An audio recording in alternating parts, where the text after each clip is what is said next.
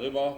At the mouth of the Oder is this island of Usedom, which I mentioned, and a very small fishing village on it was a village of Peenemünde, of which no one had heard in those days. Today, of course, Peenemünde is a fairly well term, and it normally is, of course, associated with all the early German rocket developments. Peenemünde was selected for two reasons. Firstly, it was isolated. Only very few people were living there permanently. It was a summer resort, so in summer it had a relatively large population of visitors. That was one reason. The other one, you see on this larger picture, the direction of the desired rocket flights. And you see on the upper picture there, on the insert, that if you launch in this direction, you launch along the northern coast of then Germany. Today, of course, that part would be Poland. But at that time it was Germany, and this way you could observe the trajectory, you could observe if the vehicle did all the things it was supposed to do, and you particularly, of course, could observe the impact area. So that was the main reason for the selection of Peenemünde. The main task was, of course, to develop what we called in those days the A4. The A4 tells you there was an A1 and A2, and they were still built and launched in Kummersdorf. There was an A3, which was launched into the North Sea, not the Baltic Sea. And von Braun figured that the step between the A3 and A4 would be too great, so he introduced another intermediate vehicle, an A5. And there were initially in Peenemünde about 20 A5 launches. They were a precursor of the A4, but the final development purpose was really the development of the A4. You see here an early research and development A4 being prepared. We had to do a lot of work in the guidance and control area all the way on top, and normally also quite a bit of work had to be done in the propulsion area, where you see the ladder leaning against the boat tail of the V2. The V2 could be easily moved around. You saw already on the earlier picture, Werner von Braun and Rudolf Nebel could pick up a 10-foot high rocket because you put your propellants in only on the launching side. So the basic shell is relatively easy. It normally weighs only about 10% of the total weight. And the same was true for the A4. You could easily handle it by a road transporter. You see here the Myler wagon, company Myler built it. It had a strong arm which supported the V2. It had a hydraulic system at the left end here on the screen. And it also had a launching table attached to it. And the purpose of the strong arm was, of course, to direct the V2 from the horizontal transportation position to the vertical launch position. And only then, after you had done that, you came with your fuel trailer and your LOX trailer and you filled your propellant tanks. Of course, even in those days, it took a number of years to develop the V2. The first two launches were flops. The V2s did not what they were supposed to do. And only the third launch in October, the 3rd of October 1942, was successful. And you see here the preparations for this launch. I fortunately could locate a photo of this activity. You see the launch was done in an area which was surrounded by a fairly high earthen wall, about 10 meters, about 35 feet high, so that in case of an explosion, and we had many of them, that the surrounding buildings and the surrounding laboratories would not get damaged. And after this successful launch, the V2 activities really got the go-ahead until on the 17th of August 1943, we had a very heavy bomb raid on Peenemünde. This is the administrative building where Werner von Braun worked. I myself had an office there. I think Karl Heimburg was located in that area. And you see here how the building looked after the bomb raid. It indicated to you probably we had to move out and we had to spread over the entire island of Usedom. And a number of people like Walt Wiesemann even moved to the mainland and continued the lab activities there. Fortunately, the technical activities were not too badly damaged. You see here the huge building, which is similar to the VAB at the Cape today.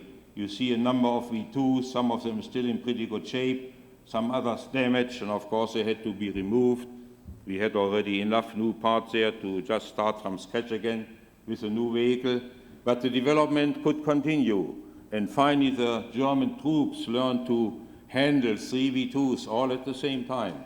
They could be carried into the launch position. They could be erected with the Myler wagon I showed you earlier. They could be fueled, normally with alcohol fuel first, and then you locks the liquid oxygen tank, which apparently has just happened for the 2 vehicles here in front. And after you had pointed the vehicle in the right flight direction, you were ready to go. And the German troops finally learned to do that for 3 vehicles in a 2-hour period. So every 2 hours they could launch another another group of V2s. Apparently, it became clear at the end of the war that Peenemünde would be taken over by the Russians. The Russians were already in Stettin, a larger city just on the other side of the Oder River, and therefore von Braun decided to move south and to move away from the Russians. We did not want to be captured, to be taken over by the Russians. And therefore, a number of automobile trips, and this here is one of those, which was made by Dieter Hutzel, who has written the book on from Peenemünde to Cape Canaveral to describe all these activities. There was also a train going from Peenemünde in this general direction.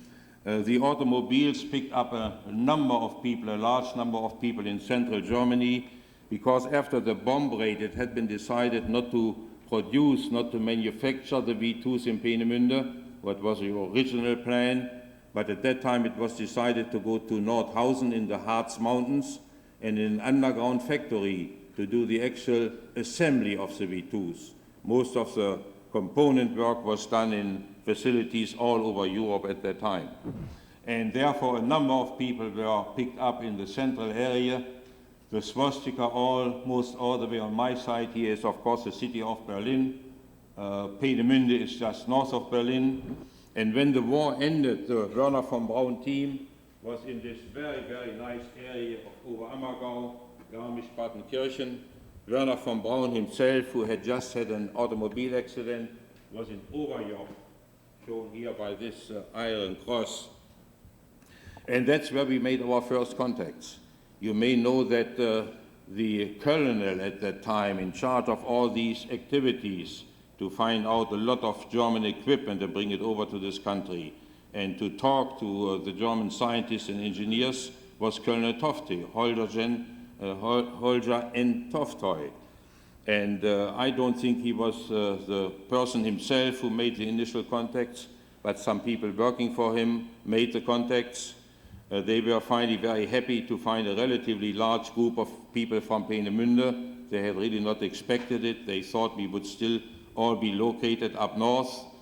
And finally, the Toftoy team offered contracts to Werner von Braun and to about 118 of his principal engineers and scientists to enter into a half-year contract to come over to this country and to help the United States to learn more about the V2s.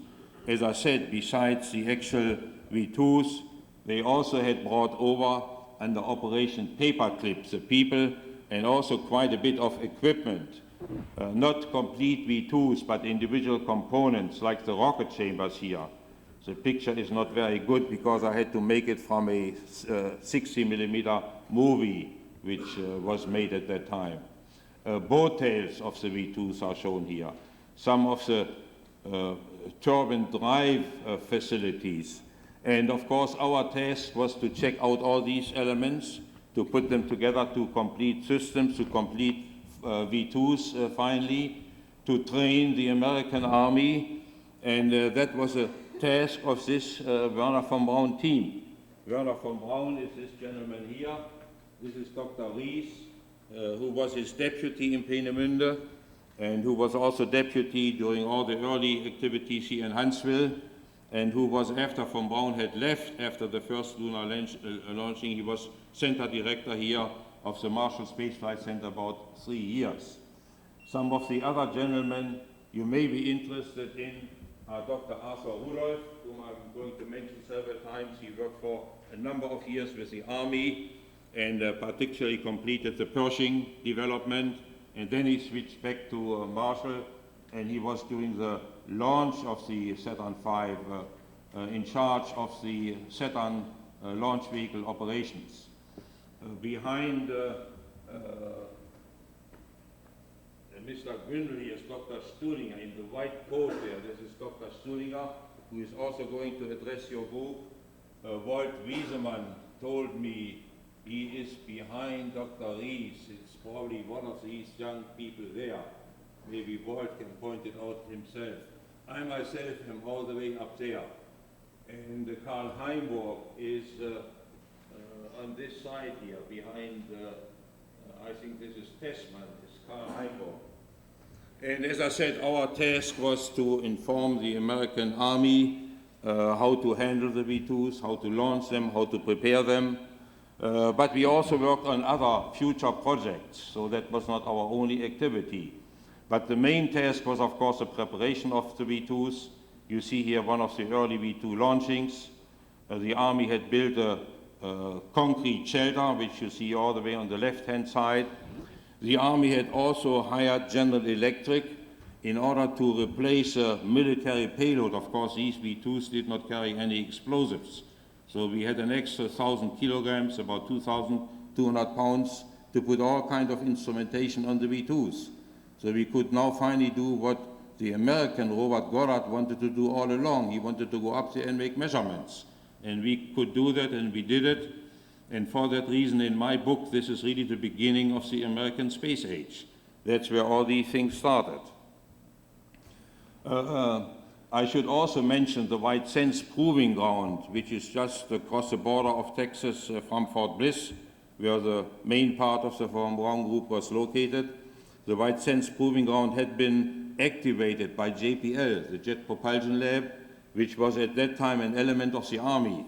Of course, we did not have a NASA in those days, so the Army had established the Jet Propulsion Lab, and JPL established the White Sands Proving Ground range, and they also were developing the first American vehicle, the Corporal, and before that they had a smaller vehicle, the WEC Corporal, which later on played a very important role that I'm going to mention later.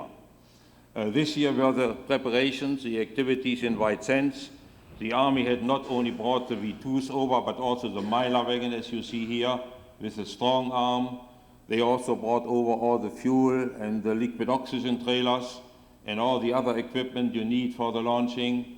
You see here a GE-built gantry crane so that GE or other scientists could get to all parts of the V2, not only the warhead itself, which of course was heavily being instrumented, but they also installed instruments on the LOX tank, on the fuel tank, and particularly also in the engine compartment. I mentioned earlier that I wanted to mention the WEC Corporal again. One of the major projects which was being conducted at that time was for the first time to build a two-stage vehicle. Rocket scientists like Robert and many others had pointed out, for ambitious missions like going to the moon, you really need more than one stage. With one stage, you hardly get into an Earth orbit. The National Aerospace Plane is trying to do it. I still have to see it. But you normally need 2 stages to get into an Earth orbit. You need 3 to get to the moon. And this was the first time this could be done. And that was certainly a world accomplishment, not only for the American troops, but for the world. It was the very first 2-stage vehicle. One of them was very successful. One of them reached an altitude of almost 250 miles. And that, of course, indicated to the Army that White Sands is really not sufficient to develop these more advanced launch vehicles. And they were looking for a long-range proving ground. And they decided finally that a naval air base at the Banana River in Florida would be suitable for that. Today, of course, it's the Atlantic Missile Range or the Eastern Test Range. The Air Force normally refers to it today. It finally was turned over from the Navy to the Air Force. And after NASA had purchased some extra property, of course, it's today the Kennedy Space Flight Center. Apparently, all these activities in White Sands and Fort Bliss were very successful. Von Braun had made a number of recommendations what should be another follow-on launch vehicle, and the Army decided to really get into the missile business. The Army at that time was the only branch of the War Department that was interested in rocketry. the Air Force tried to install rockets on airplanes and go through the route of the airplane into space. They had the Navajo project, the Matador project. There were quite a number of projects using winged vehicles. And the Army was the only one who was really interested in pure rocketry. They decided at that time to come to Huntsville, to Redstone Arsenal, to the city of Huntsville and to Redstone Arsenal. The first thing that we did was, of course, to build a test facility, and I'm sure Karl Heimburg is telling you quite a bit more about it. So I'm going to cut it short here. It was basically built for the Redstone, and all the Redstones that were ever flown were always being tested first before they were sent to Cape Kennedy, where most of the launches took place. There were also a few launches in White Sands, a few Redstone launches in White Sands.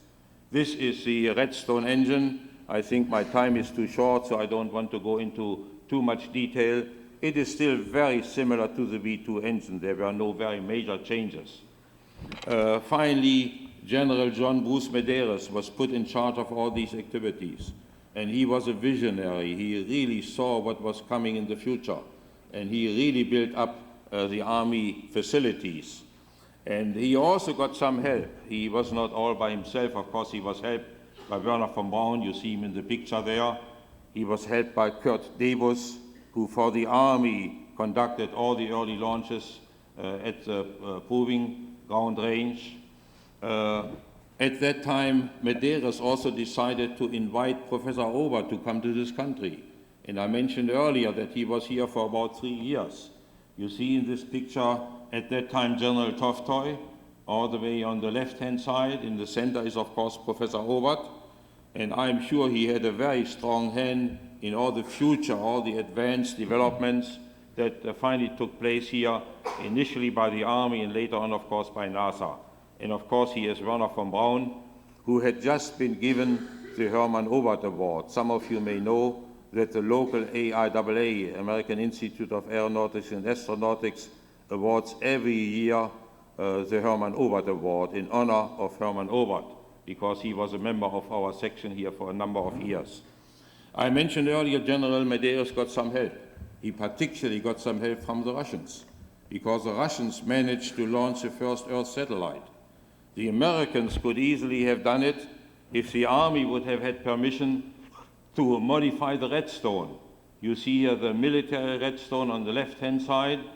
If the Army would have gotten permission to proceed with the proposal they had made to the Defense Department, we could easily have beat the Russians by about a year. But President Eisenhower at that time decided not to use a military vehicle. He wanted to develop an entire new vehicle, the Vanguard, which was based on the Viking Navy system. And you may have heard that the first 3 Vanguard launches were flops. So even after the Russians had launched their Sputnik, we couldn't do it. And then the Army got permission. Maybe I should go back one slide, but I don't know how to do that here.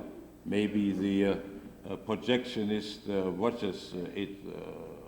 Here's what I'm saying, can get me back one slide. But since that doesn't seem to be the case, before the Army finally had the opportunity to launch our first Explorer satellite on top of a Redstone, the Russians even beat us again, and Mr. Korolev made the proposal to launch Dog Laika. That, of course, indicated to the Americans they didn't want to continue to launch more dogs, but they were really getting ready for manned spaceflight, and they just used the dog as a stand-in for a human being. And as I mentioned earlier, finally the Army got permission on a very short notice to launch the Explorer satellite. You see here the Explorer. The Explorer, of course, is all the way on top. We had to fill the LOX tank to the second of takeoff. You see the engine has been ignited already. And now the LOX feeding line, the replenishing line, is being disconnected. Of course, disconnecting at the same time all the electrical connections. And now the vehicle is on its own and it's ready to go. And as you all know by now, I'm sure there was a successful launch. You see here General Medeiros being very happy. Werner von Braun is very happy and smiling. The actual Explorer satellite is only this one part. And that had been developed together with Dr. Stuhlinger, Ernst Stuhlinger, who will be one of your speakers, together with Jim Van Allen, to make radiation measurements in outer space. And you probably know that Jim Van Allen was finally given the credit to have discovered the Van Allen radiation belt. General Medeiros, by the way, is sitting behind the last solid propellant stage. Again, these three solid propellant stages, which had been put on top of the Redstone, had been developed by the Jet Propulsion Lab.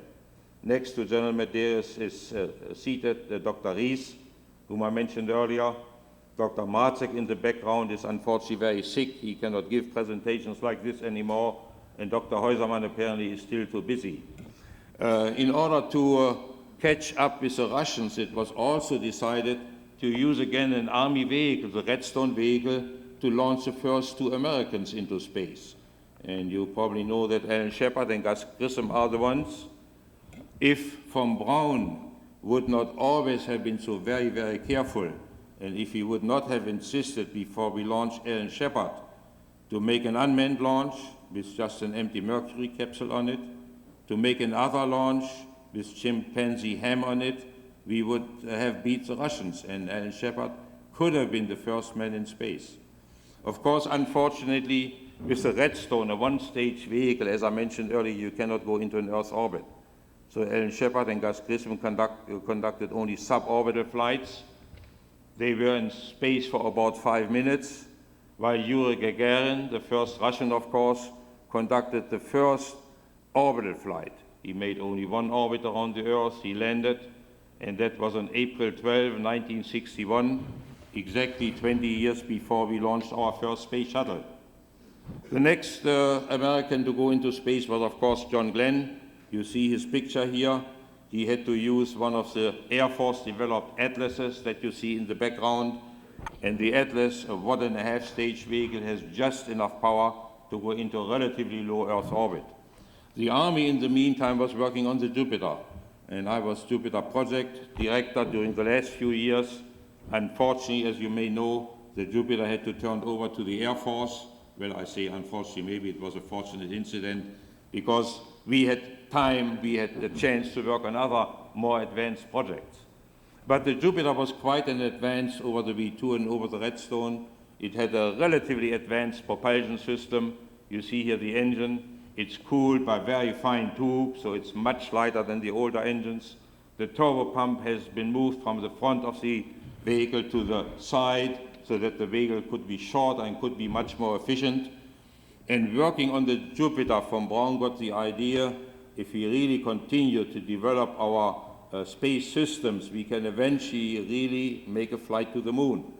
And during the years here in Huntsville, he wrote the article of Collier's, series of Collier's articles in the Collier's magazine, and he proposed a 3-stage vehicle, and he proposed to send it to the moon.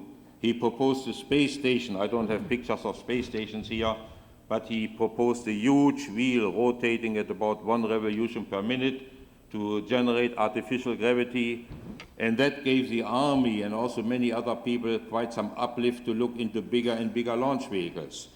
And the Army also got permission to really build a much larger test stand.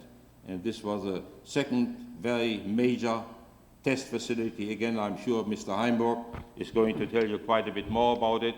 We could now test on the one side, for example, a Jupiter, and on the other side, or even on both sides, a much, much larger launch vehicle. And of course, we did not operate them both at the same time. One was being prepared for a firing, and the other one could conduct a firing. But the thrust that this facility could take was much, much larger than the vehicles the people were working on, because Werner von Braun, supported by General Medeiros, worked on a clustered vehicle, the Saturn I. So I would like to relay to all of you the message that the entire idea of the series of Saturn launch vehicles was originally an Army idea, and the Army got the entire Saturn program underway.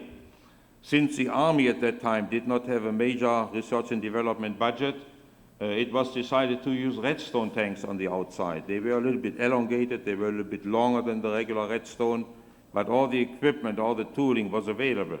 In the center is a Jupiter tank, also a little bit extended in length. And the engines you see at the tail end are the advanced Jupiter engines.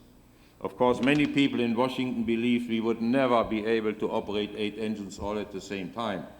So the Advanced Research Projects Agency, ARPA, in Washington decided to also develop another bigger engine, which later on became the F1 engine, and I'm going to talk about that again in a few minutes.